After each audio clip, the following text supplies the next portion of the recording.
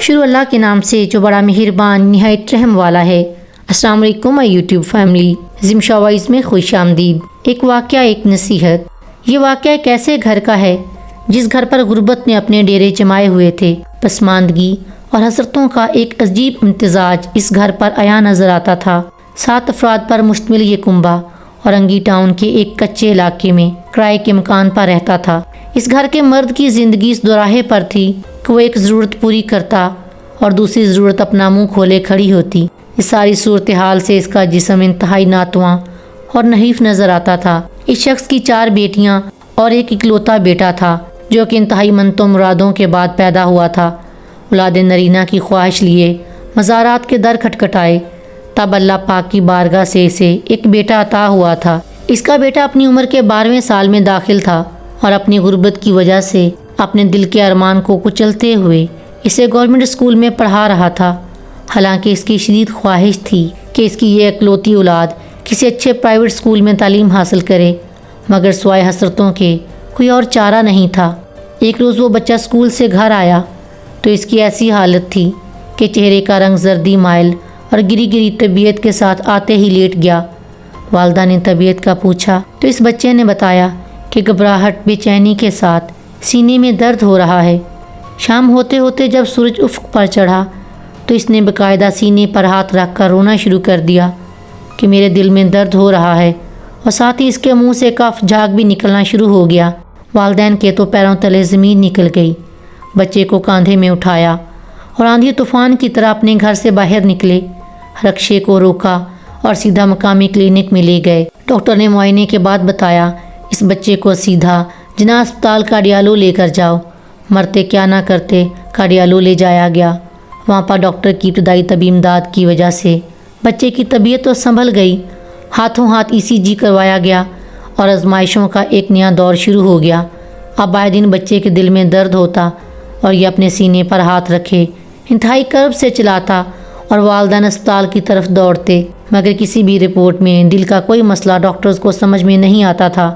یہاں تک کہ 12 مہینے کے بعد ڈاکٹرز نے اپنی تگ و دود کے بعد یہ فیصلہ سنایا کہ اسے دل کا کوئی بھی عارضہ نہیں، بلکہ ہمارے مطابق اس کے سینے کی جانب گیس اٹکی ہوئی ہے جس کی وجہ سے یہ درد اٹھتا ہے۔ گھر والوں نے سکھ کا سانس لیا کہ دل کا تو کوئی عارضہ نہیں ہے۔ اب حکیموں کی طرف رجوع کیا گیا، مختلف پھکیاں لی گئیں، لیکن درد جوں کا توں رہا، اور اب تو بچے کو 24 گھنٹے گھبراہٹ اور بے چینی رہنے لگی۔ طبیعت میں چڑچڑاپن، کھانے پینے سے اکتاہٹ، کمزوری حد سے زائد، مگر یہ معاملہ حل نہیں ہوا۔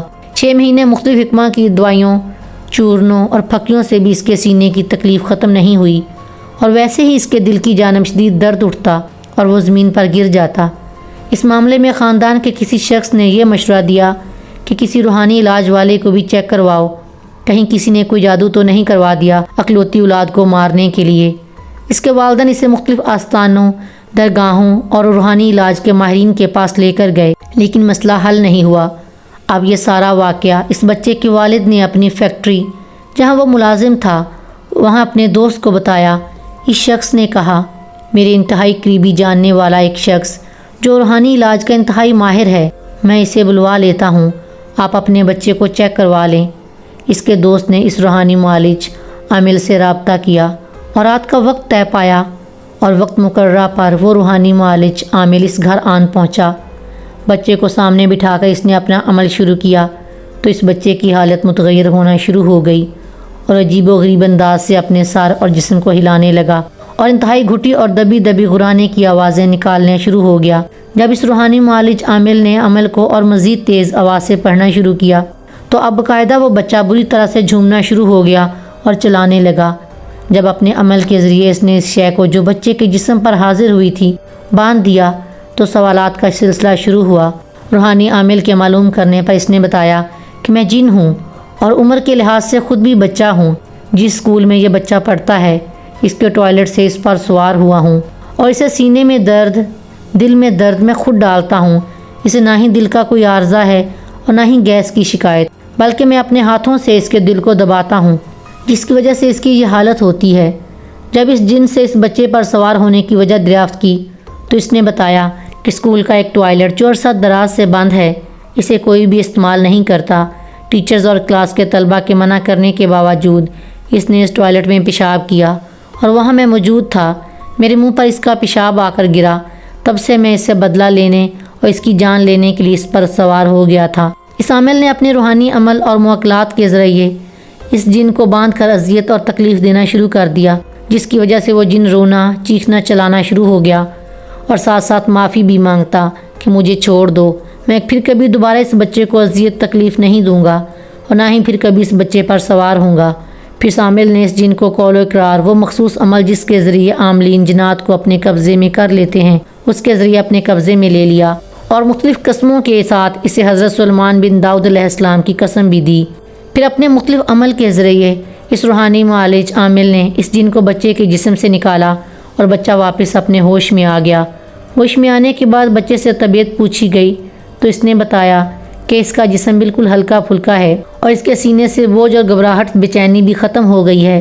जब इस बच्चे से स्कूल के बरसों से बंद वाशरूम में जाने की बाबत सवाल किया गया तो इसने तस्दीक की कि पेशाब की शिद्दत की वजह से मैं इस टॉयलेट में चला गया था। तादम देर तहरीर अल्लाह के करम से वो बच्चा सेहतयाब और सेहतमंद खुशबाश ज़िंदगी गुजार रहा है और दोबारा कभी भी इसे दिल की तकलीफ़, घबराहट या बेचैनी नहीं हुई। नसीहत, बच्चे या बड़े कभी भी किसी ऐसे टॉयलेट जो अरसा दराज से बंद हो और इसे कोई भी इस्तेमाल ना करता हो, इधर क़ज़ाए हाजत से परहेज़ करें।